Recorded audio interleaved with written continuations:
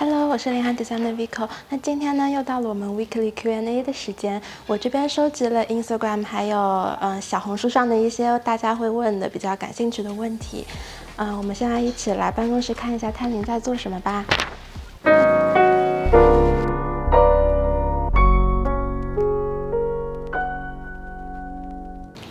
看到探灵在那边，我问他下面的6个问题吧。Hi， 探灵。Hello。我们准备的第一个问题，那你这边有没有什么怎么找到一个适合自己的设计师的 tips 呢？我觉得要找到自己适合的设计师，就是说，当然你要先去看他的作品啊，就是不管是 website 或者是在任何网络媒体或者他做过的案子，然后最主要你要 make sure 你想做的感觉跟这个设计师是很相近的，不然其实你们中间这个设计磨合会蛮长时间的。然后当然是第二点，就最重要是那个 budget， 就确定说这个设计师的他给你的 fee proposal 是不是你 OK。通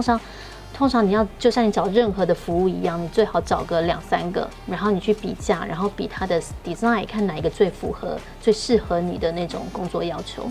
我们看第二个问题吧。佳悦，你准备好第二个问题了吗？第二个问题是，有人问想找室内设计师做旧物翻新时，但他们又自己有选好的品牌家具，这样该如何和室内设计师沟通呢？通常如果是这个情况下，他有自己选好的家具，那也蛮好沟通的啊，就是你要把先选好的东西全部交给室内设计，因为这东西已经是选好了，所以你的 style 其实已经蛮局限在某个 style 里面，所以是 OK 的。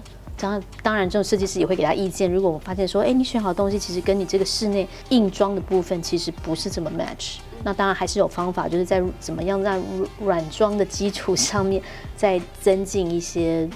东西，让它看起来比较 balance 一些。不过，当然最好其实都是全部重新一起设计，这当然是最好的。所以如果说一些客户会有自己的 preference 的一些品牌的话，其实会让这个设计的过程更长，有可能会更长，或者是说刚好就是他选到的东西就是非常 match 他现有的状况，那当然就是非常顺利。Hello， 灿玲，第3个问题是很多人问的问题，他们说找室内设计师有什么比较合适的时间点吗？一般是交屋前的前半年，甚至是1年前就开始找呢，还是说等拿到钥匙以后？通常，大部分的案子他们都是等开始已经下定了，然后拿到钥匙才通知我们。当然是说也要分啦，如果它是一个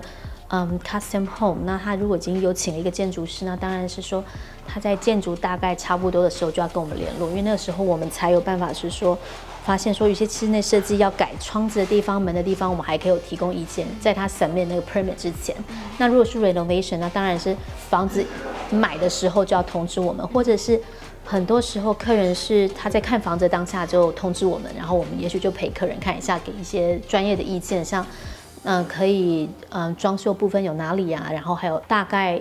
会需要多少花费，也许他心里要有一个底，那个时候我们就会陪他过去，也是可以的。所以其实每个 stage 都有可能可以做啦。那一般就是一开始大家沟通咨询，然后这些事先的一些准备，然后包括去场地看这一个 stage 大概要花多久的时间？其实这只要2-3个星期就够了，就是不用太久的时间。那最少也要看他那个场地的问题，很多时候他那个场地光是很多人买那个旧屋的时候，他有很多地方他要改要修，那其实跟设计比较没有关系。那这些东西没有解决好的话，这东西应该说这东西其实要花蛮多时间要去解决，所以设计是下一步，所以其实也不用太急。探灵好像还在里面开会，我们看一下他有没有结束吧。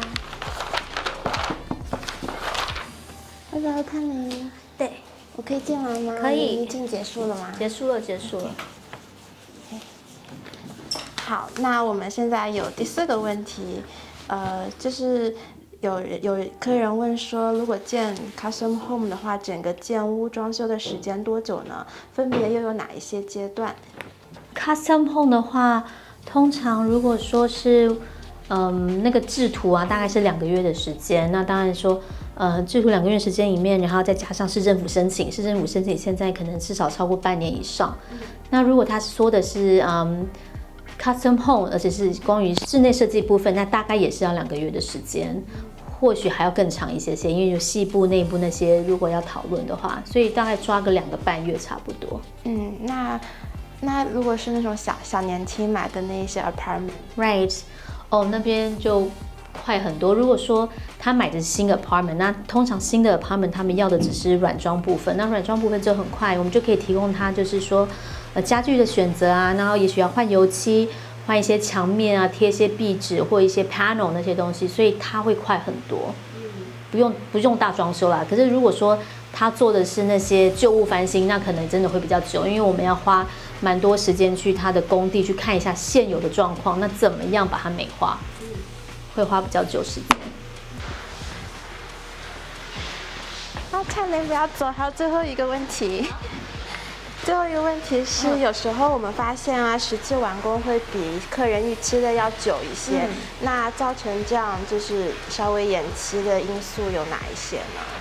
通常会延期因素，当然就是说他可能选的材料常常就会没货，尤其像 COVID 啊，像我发现很多砖啊、石头这些东西，还有甚至木材，全部都延后了，所以等于说。我们建议就是说，当我们设计稿一出来的时候呢，我们确认以后，我会叫客人马上去订，应该说 contract 马上要去订了，不能等到说他要装的那一天，他才在到处找说哪边有现货，那肯定就是会延期的，因为现在就是没有货，或者是说我们设计师就是得再重新选一个目前市面上有货的东西，所以如果他给他自己足够的时间的话，其实应该是 OK， 不太会延期。那它另外延期的时间，除了说出货的问题，还有就是说 construction， 也许说他本来 propose 一个设计，那也许他把这个墙打开以后，发现其实还有更多的问题，他需要也许要先去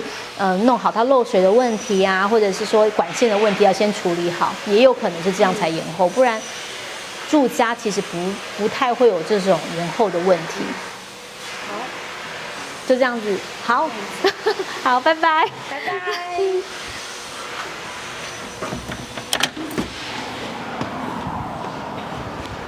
不好意思，因为我们办公室现在在打扫卫生，所以声音会有点吵。那希望大家会喜欢我们这一次问室内设计师的6个问题。如果你有任何问题的话，也欢迎在小红书下面给我们留言，说不定我们下一期就会问到你的问题哦。拜拜。